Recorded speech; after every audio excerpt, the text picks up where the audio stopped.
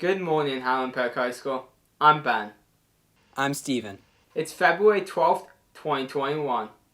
And welcome to your HPTV Friday News. Our first story of the morning highlights HPHS's transition to a half-day hybrid learning schedule. To learn more about the school board's decision, Ben spoke with District 113 Superintendent Dr. Bruce Law about remote learning this past year and the shift to hybrid learning options. As COVID-19 has put the world on lockdown, likewise has done so to schools. In District 113, which contains 2 high schools in Lake County, Illinois, has raised the question of whether students should be back in school.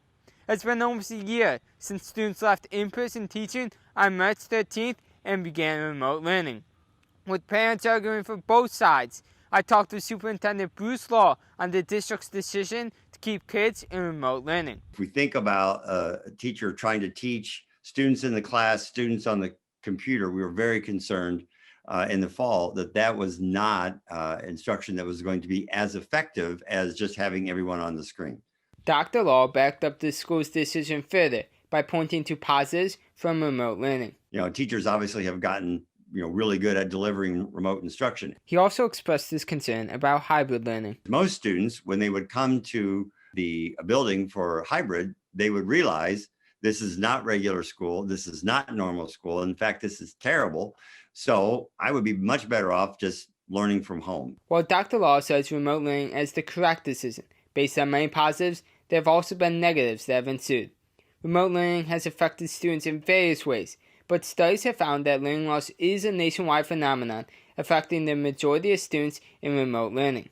All the districts on our call showed that students had a lot more D's and F's first semester than they have in normal school, just like we saw. However, Dr. Law denies that remote learning is the reason for increased learning loss in students. I think it'd be false to say that there's a correlation between remote learning and learning loss. There's a very strong correlation, probably causation, between the pandemic and learning loss. But to say that one modality of school or another causes learning loss more, there's no way to make that claim. Another major concern for Dr. Law has been the increased mental health problems in teens nationwide as well in our community. While these problems cannot be directly linked to remote learning, Dr. Law acknowledged the benefit in-person teaching provides.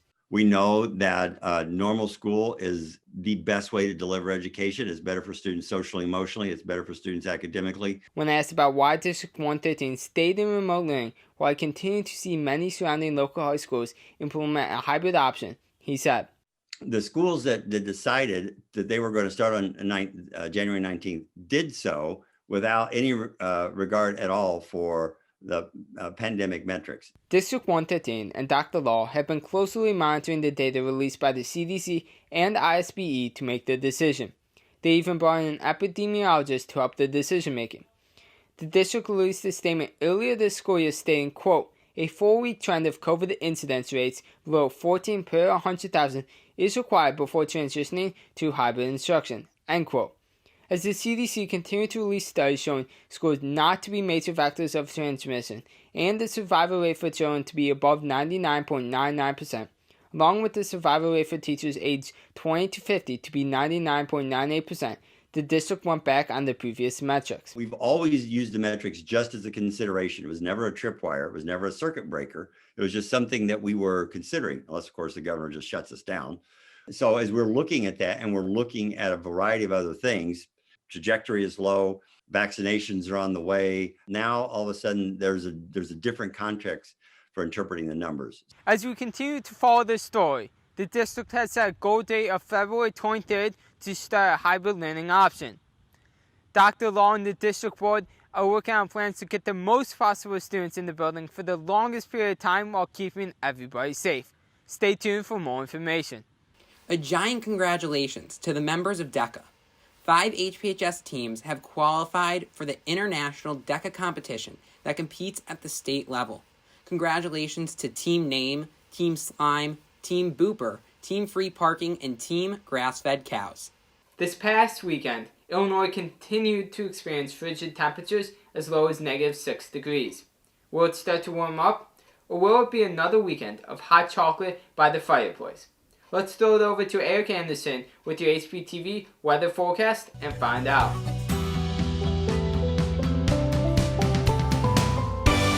How's it going, HP?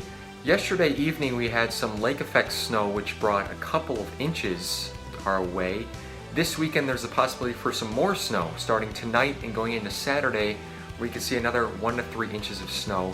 And then Monday night, and Tuesday we could see another 1 to 3 inches. So we are going to see a lot of snow in a short period of time, and it's looking a lot like winter right now. This weekend it's going to be very cold with lows around -7 degrees, so bundle up. And next week you're going to see more cold temperatures, the possibility of some snow, and some partly cloudy skies. Have a great week. Thank you, Eric. This weekend there are 2 film screening opportunities. Tonight at 5 p.m., join 24/7 365 in their screening of the movie Love, Simon, followed by an in-depth discussion about the meaning of the phrase love is love. Additionally, today and tomorrow, North Shore University Health System invites all HPHS students to participate in the virtual screening premiere of the documentary Black Men in White Coats. For more information on how to register for the film screenings, visit your HPHS Giant Life News.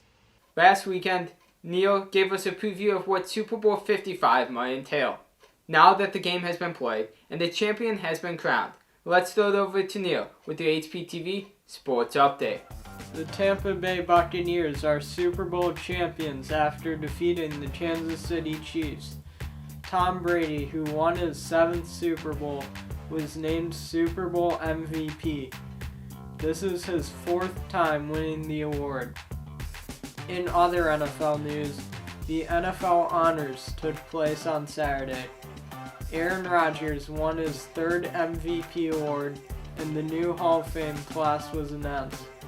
This group is headlined by quarterback Peyton Manning, wide receiver Calvin Johnson, and cornerback Charles Woodson.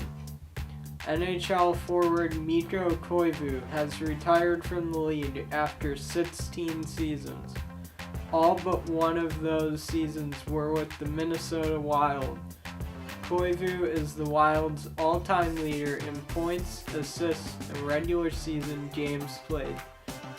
He is also 2nd in goals scored. 2020 Cy Young Award winner Trevor Bauer signed a 3-year, $102 million contract with the defending champion Los Angeles Dodgers. Finally, Carmelo Anthony passed Hall of Fame point guard Oscar Robertson to become 12th all-time in points scored.